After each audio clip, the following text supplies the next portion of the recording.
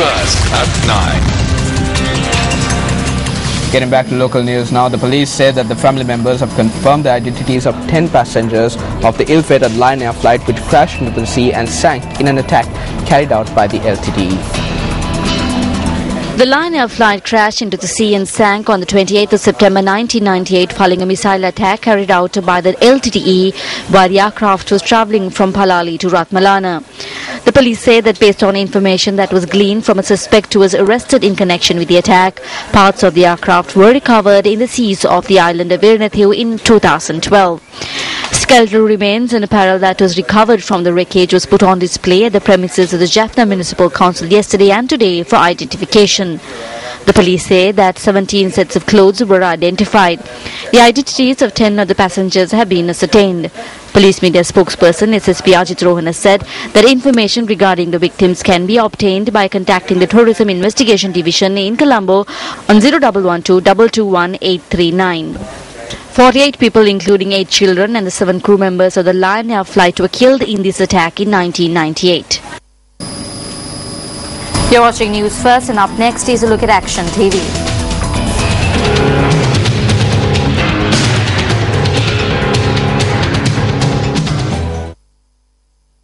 In keeping with a tradition that has been followed for several years, the prefects for 2014 at Anla Vidyalaya in Nugegoda were selected in the first week of November last year. The investiture of the prefects selected in this manner was scheduled to take place on Friday. However, the investiture of prefects was postponed based on a fax that was received on Thursday. This fax emanated from the Sri Lanka Human Rights Commission. However, the Sri Lanka Human Rights Commission had only received a common complaint claiming that there have been irregularities in the selection of prefects of Anla Vidyalaya for this year. On the 3rd of December, an entry relevant to this inquiry was recorded in the logbook at Anla Vidyalaya. The principal of the school at the time had made this entry after appearing before the Sri Lanka Human Rights Commission on the same day. Among the handful of complaints that caused the principal to be called before the Human Rights Commission is one that can be described as amusing. The complaint, bearing the number HRC/43/82/13, was lodged by an individual who intended to have their child enrolled to grade 1 at Anla Vidyalaya this year. The complainant claims that his child has been deprived of the opportunity to be enrolled at the school. However, at the time when the complaint was lodged at the commission, the process of selecting students for admission to grade 1 at Anla Vidyalaya and publishing the list of successful applicants had not been completed. The other intriguing factor is that while there was not only a director of inquiries but plenty of investigating officers at the commission, hearings of the complaint in question were taken up before a commissioner of the Sri Lanka Human Rights Commission. In her log entry, the principal notes that she had to face strongly worded allegations at this hearing. She was made to face these allegations not with regard to the contents of the complaint, but with regard to the selection of prefects.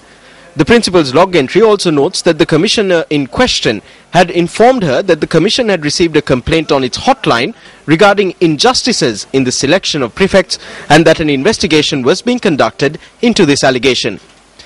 She notes in this log entry that the commissioner had informed her that the matter would be taken to the Supreme Court if the principal does not remove the vice principal in charge of prefects and recommence the selection process for prefects.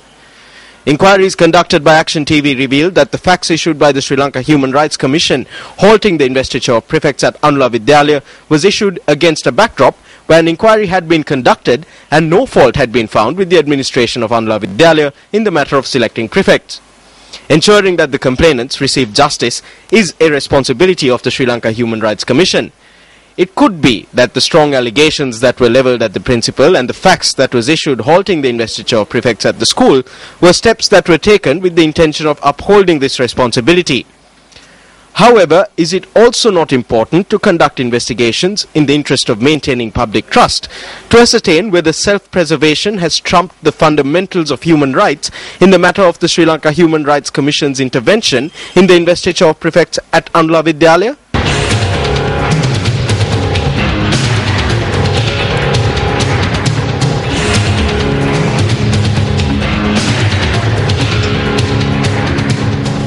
The holy relics of Saint Sebastian of Narbonne, France, arrived in Sri Lanka this morning.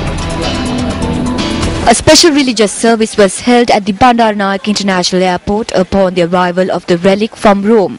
The service was conducted under the auspices of His Eminence Cardinal Malcolm Ranjit, the Archbishop of Colombo. Devotees were then given the opportunity to pay homage to the relics.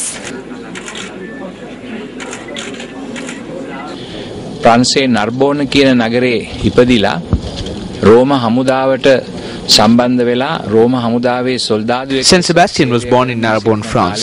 While serving as a soldier in the Roman army, he heard about the preachings of Jesus Christ and embraced the religion. He is identified as a saint who gave his life for Christianity. Therefore, his life serves as an example to many. හඳුන්වන්නේ ඒ නිසා උන්වහන්සේගේ චරිතය බොහෝ දෙනෙකුට ලොකු ආදර්ශයක්. The relics were taken in a procession to the St. Sebastian shrine in Kandana for the annual feast of St. Sebastian's Church.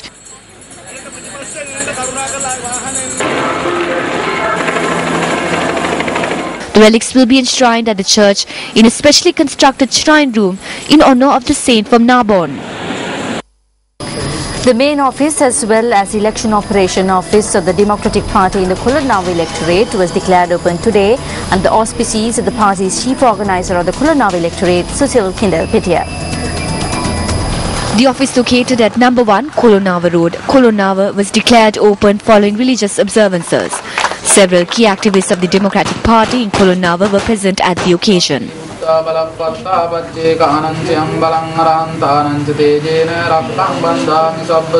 ජීවත් වීමේ අයිතිය කියන්නේ ප්‍රධානම දේ තමයි වාතයයි ජලයයි. අද මම අහනවා.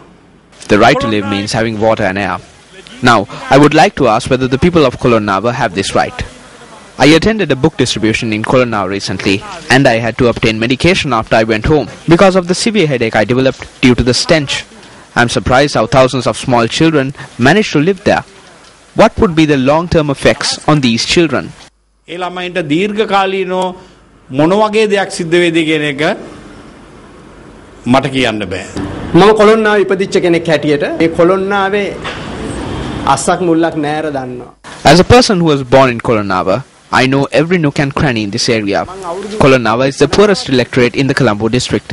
As a journalist, I fought for the rights of the country's people for many years. What I want to do now is not retire as a journalist, but to intensify my fight. I believe that unless you make a name for yourself while you are alive, there is no point in living.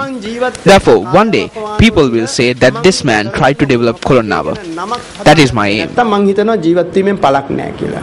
ඒක නිසා මිනිස්සු කතා කරයි කවදා හරි මේ මිනිහා උත්සාහයක් ගත්තා කොළොන්නාව හදන්න කියලා. ඒක තමයි මගේ අවශ්‍යතාවය. ඒක තමයි අරමුණ. Well, staying in local news, the new office building of the Mathura District Medical Superintendent was declared open today by Minister of Health Maithripala Sirisena. This building has been constructed in Paramulla, Mathura. අද මත්ද්‍රව්‍ය සම්බන්ධයෙන් රට තුල තිබෙන තත්ත්වය When talking about the problem with narcotics in our country, we must realize that with the onset of a commercial society and new technology, this is not a problem only for our country, it is a problem for the entire global community. When establishing a good and humane society, the prime challenge is the problem with narcotics. Heroin, pills, alcohol, cigarettes and betel, all of these lead to a severe social catastrophe. That is why we have named 2014 the year of establishing a society free of intoxicants. මදින්තර සමාජයක් ගොඩනැගීමේ වර්ෂයේ විදිහට අවුරුදු 30ක අපේ ජනතාව දැනගෙන අවුරුදු 30ක ඉඳන් පස්සේ මොනතරම් In spite of the 30-year war and the major decline that we could have gone into following its conclusion, the President of our country and former health ministers worked tirelessly to bring the health sector forward. The journey is not complete. We must continue forward. I extend my wishes to the Ministry of Health, the Chief Minister of the Southern Province and the staff of the Provincial Ministry. I wish you all a bright future. The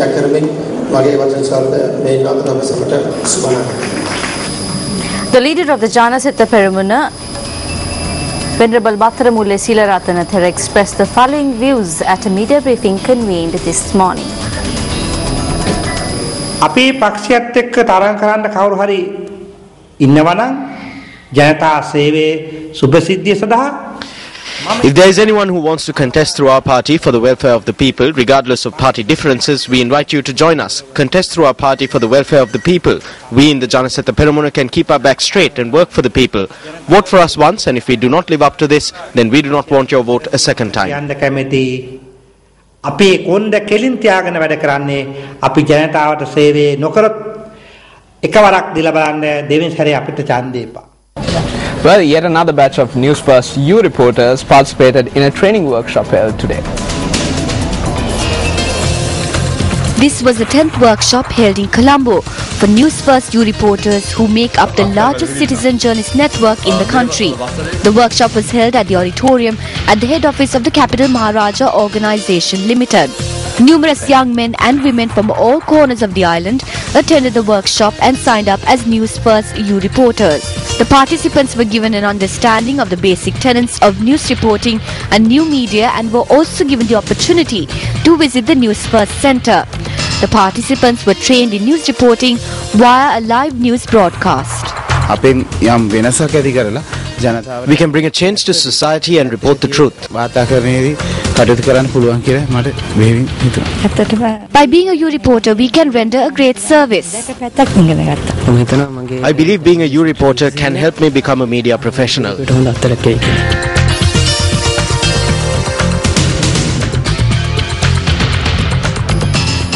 Up next is a look at the bitter truth.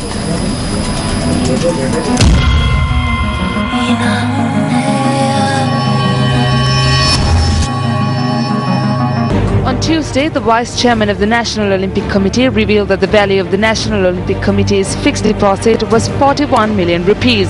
When questioned by the journalist the same day, he also revealed that a sum of about 1 million rupees is received from international funds on a monthly basis for the operations and maintenance of the National Olympic Committee.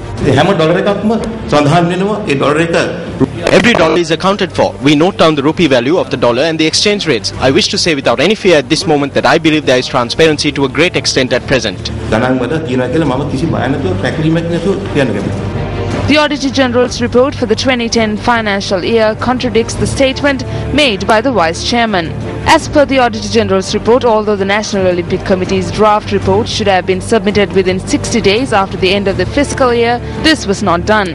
The reports also note that although a sum of 7,383,194 rupees was spent on apparel, the National Olympic Committee has failed to provide information pertaining to the receipt of stock, inventory or distribution. The Auditor General's report notes that the same fate has befallen data pertaining to the 400,000 rupees spent on pins and at 69,021 rupee credit card bill. The audit report further notes that the National Olympic Committee also failed to provide evidence that the Executive Committee had granted approval for a 5.4 million rupee estimate for the 2010 Commonwealth Games and a 1,004,000 rupee estimate for the Youth Olympics. Another fuss-up factor in the Auditor General's report is that although the National Olympic Committee stated in its accounts that a sum of 983,835 rupees was spent on newspaper advertisements, the committee was unable to furnish these newspaper advertisements when requested. The Auditor General's report also notes that in certain instances, the National Olympic Committee has failed to follow the tender procedure and the 2006 guidelines. Our attempt to contact the Secretary of the National Olympic Committee to make inquiries was unsuccessful. Minister Dylan Pereira, who had once served as a Vice Chairman of the National Olympic Committee, said that the officers of the NOC should be brought before the Committee on Public Enterprises in Parliament in order to reveal the truth. The International Olympic Committee has pushed us up against the wall by saying that Sri Lanka will be banned from the Olympics. We cannot allow for thievery that takes place using the hoarding of the National Olympic Committee. I ask that the National Olympic Committee be brought before the COPE Committee.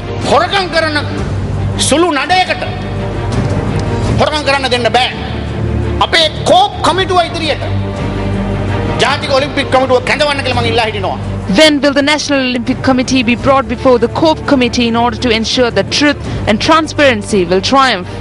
The issue is open for debate.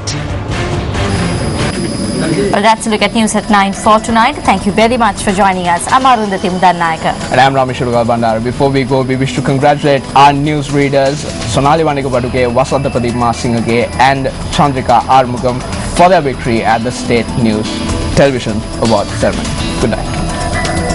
First at 9. Hotline 0114-896-896. www.newsfirst.lk. Feedback at newsfirst.lk.